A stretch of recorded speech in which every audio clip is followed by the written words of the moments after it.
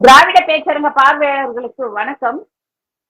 இன்று நம்மோடு பல்வேறு கருத்துக்களை பகிர்ந்துக்கிறதுக்காக திராவிட முன்னேற்ற கழகத்திலிருந்து தேர்தல் பணிக்குழு செயலாளர் முன்னாள் சட்டமன்ற உறுப்பினர் அண்ணன் இளப்புகழேந்தி அவர்கள் இணைஞ்சிருக்காங்க. அண்ணா வணக்கங்கண்ணா. அனைவருக்கும் வணக்கம். கேளுங்க. பிஜேபி அதிமுக கூட்டணி வச்சிருக்காங்க. இந்த கூட்டணி பொருந்தா கூட்டணி என்று அவங்க கட்சி நிர்வாகிகளே, அதிமுக கட்சி நிர்வாகிகளே மேடையில வந்துட்டு பேச சொல்லி ஒரு கட்சி நிர்வாகி அழுகேட்டாங்க. இன்னொரு கட்சி நிர்வாகி நாங்க எப்படி போய் ஓட்டு கேட்கறது, ஓட்டு போட மாட்டாங்க என்று அவங்களுடைய மன குமுறலை வெளிப்படுத்தினாங்க. அது குறித்து சொல்லுங்க. நம்ம அவங்க கட்சிக்குள்ள இருக்கிற பார்வை ஒரு பக்கம் இருக்கட்டும், ஆனா நம்முடைய பார்வை திராவிட இயக்கத்தை சேர்ந்தவர்கள், தமிழ்நாட்டு தமிழ் பெருங்குடி மக்கள், மொழி உணர்வு, இன உணர்வு, சமூக நீதி, சமதர்மம் எல்லாம் இருக்கிற இந்த தமிழ்நாட்டுல அமித்ஷா வருங்கால சட்டமன்ற தேர்தல் குறித்து பேசுவதற்காக வரார். அமித்ஷா வந்த உடனே பொதுவா என்ன செய்வாங்க, கூட வருவாங்க, இவங்கெல்லாம் ஒரு இடத்துல சந்திப்பாங்க, பேசுவாங்க, பிறகு பேட்டி கொடுப்பாங்க. இதெல்லாம் நம்ம பார்த்துருக்கோம். யாரிடம் முதல்ல சந்திச்சு பேசுறாங்களோ அவங்க ஒரு முடிவு பண்ணிட்டு வந்துதானே அப்புறம் மீன்ல பேசுவாங்க. அப்ப அமித்ஷா நேராக எங்கே போனார், இததான் கேட்கும். நேராக போனாரு துக்ளக் குருமூர்த்தியினுடைய வீட்டுக்கு. துக்ளக் குருமூர்த்தி யாரு? RSS. இடஒதுக்கீடு பரிசீலனை செய்ய வேண்டும், ஏன் சமஸ்கிருதத்தை படிக்கக்கூடாது, இந்திய எந்த இடத்திலும் கொண்டு வர வேண்டும் என்றெல்லாம் சமதர்ம சமத்துவம் வகுப்புவாரி பிரதேசத்தை எதிர்த்து இன்னைக்கு எழுதக்கூடிய ஒரு சனாதனி RSS.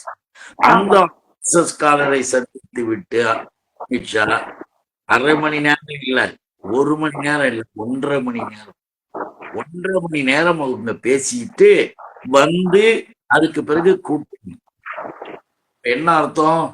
தமிழ்நாட்டில் துக்ளக் குருமூர்த்தி அவருடைய தலைமையின் கீழ் ஆலோசனையை பெற்று இந்த கூட்டணி அமைந்திருக்கிறது என்பதை முதல்ல எல்லாரும் தெரிஞ்சுக்கணும். அதிலேயே தமிழ்நாட்டுக்கும் அதுக்கும் சம்பந்தம் கிடையாது. தமிழ்நாட்டு உணர்வுகளுக்கும் அதற்கும் சம்பந்தமே தொடர்பே இல்லாமல் அமித்ஷா நடமாடுகிறார். இது ஒண்ணு போதும்.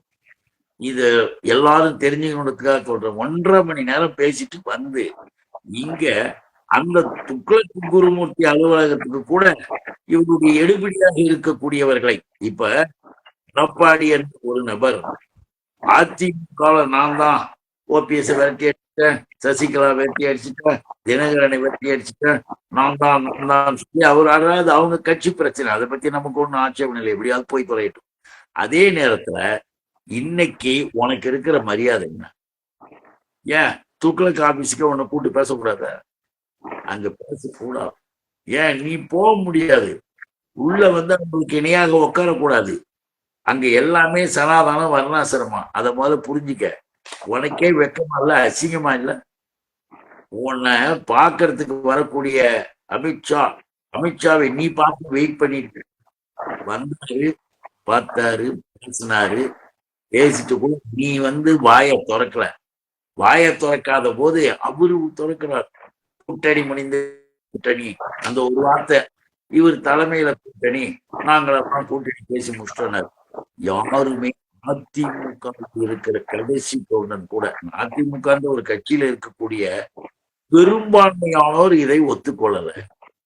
உடனே ஜெயக்குமார், முன்னாள் அமைச்சர் ஜெயக்குமார், ராயபுரம் தொகுதியில நான் எவ்வளவு ஸ்ட்ராங்கா வச்சிருந்தேன், எப்ப இந்த பிஜேபி கூட சேர்ந்து நின்னுமோ அன்னைக்குதான் தோத்தேன். எனக்கு தோல்வி இந்த பிஜேபியால தான். பிஜேபி கூட நான் என்னைக்குமே சேர மாட்டேன், நமக்கு கூட்டணியே கிடையாதுன்னு சொன்னதுனால தானங்க எடப்பாடியை நாங்க ஏத்துக்கிட்டோம்.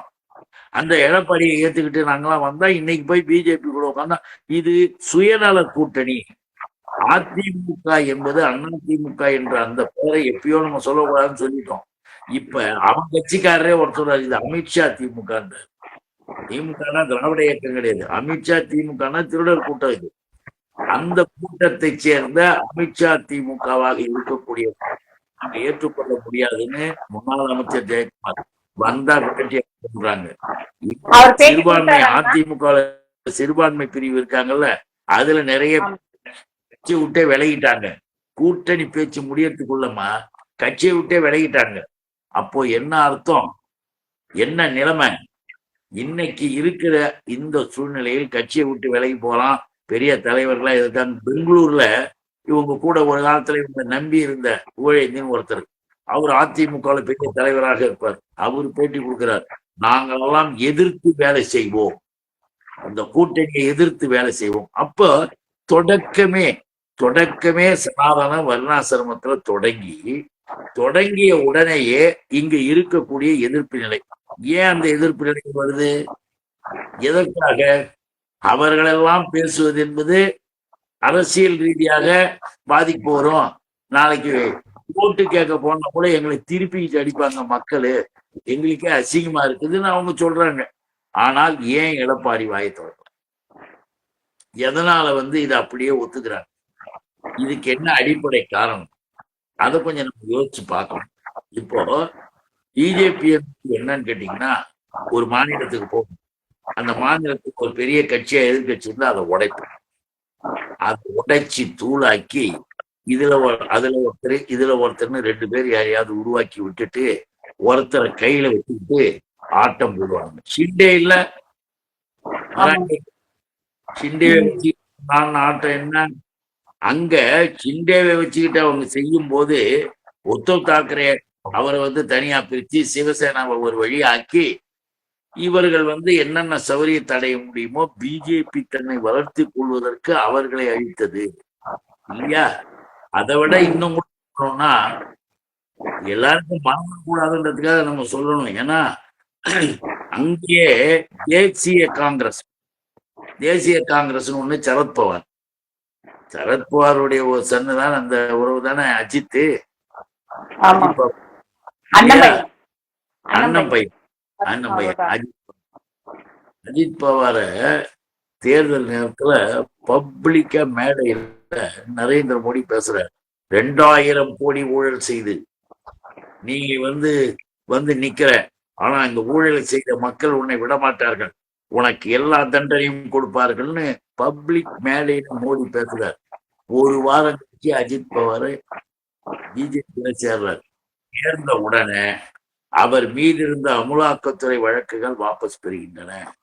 அஜித் பவாருக்கு பெரிய பதவியும் சேருது. அது எப்படி? அமலாக்கத்துறை என்பது என்ன, ஒன்றிய அரசாங்கத்தினுடைய துறையா இல்ல நரேந்திர மோடி பிஜேபி காரர்கள் வச்சிருக்கிற துறையா? இதுவே ஒரு வெளிப்படையாச்சு. இதெல்லாம் எதுக்கு சொல்றேன்னா, இந்த கேள்விக்கு மிஸ்டர் எடப்பாடி எடுபடின்றவன் ஏகப்பட்ட வழக்குகளை பெண்டிங், அமலாக்கத்துறையை விட்டு அடிச்சுலாம் பார்த்து எல்லாம் வச்சிருக்காங்க. உடனடியா உன்னை தூக்கி உள்ள போட்டுருவோம், மரியாதையா உட்காருங்க. ஏன் எதிர்காலத்து உட்கார கூட கூடாது, நிக்கணும், அவ்வளவுதாண்டா உனக்கு மரியாதை. உன்னை தலைமையில கூட்டணி அறிவிச்சிட்டோன்னு குதிக்காத. நாம ரகசியமான முடிவு என்ன தெரியுமா சொல்லியிருக்காங்களா? தமிழ்நாட்டுல நாம ஜெயிக்க மாட்டோம். திமுக கூட்டணிக்கு நல்ல பேர் இருக்கு, முதலமைச்சரை மக்கள் ஆதரிக்கிறாங்க. அதே நேரத்துல தமிழ்நாட்டுல 25-30 பிஜேபி எம்எல்ஏக்கள் வரணும், சட்டமன்றத்துக்குள்ள போயிட்டா திமுகவுக்கு மாற்றாக பிஜேபி தான், 2வது கட்சி பிஜேபி தான் ஒரு எண்ணத்தை உருவாக்கணும். அதுக்குதான் இந்த கூட்டணி பேசுறோம். இதெல்லாம் நம்ம ஜெயிக்க போறதும் கிடையாது. மிஸ்டர் எடப்பாடிக்கு இங்க வேலையும் கிடையாது, சும்மா தலைமையிலன்னு சொல்லிட்டு நம்ம வேலையை பார்த்துக்கோம் அப்படின்னு சொல்லிட்டு ரகசிய முடிவை துக்ளக் குருமூர்த்தி தான் சொல்லியிருக்காரு. இத அந்த நபரினுடைய ஆலோசனைப்படிதான் அமித்ஷாவும் பேசியிருக்காரு.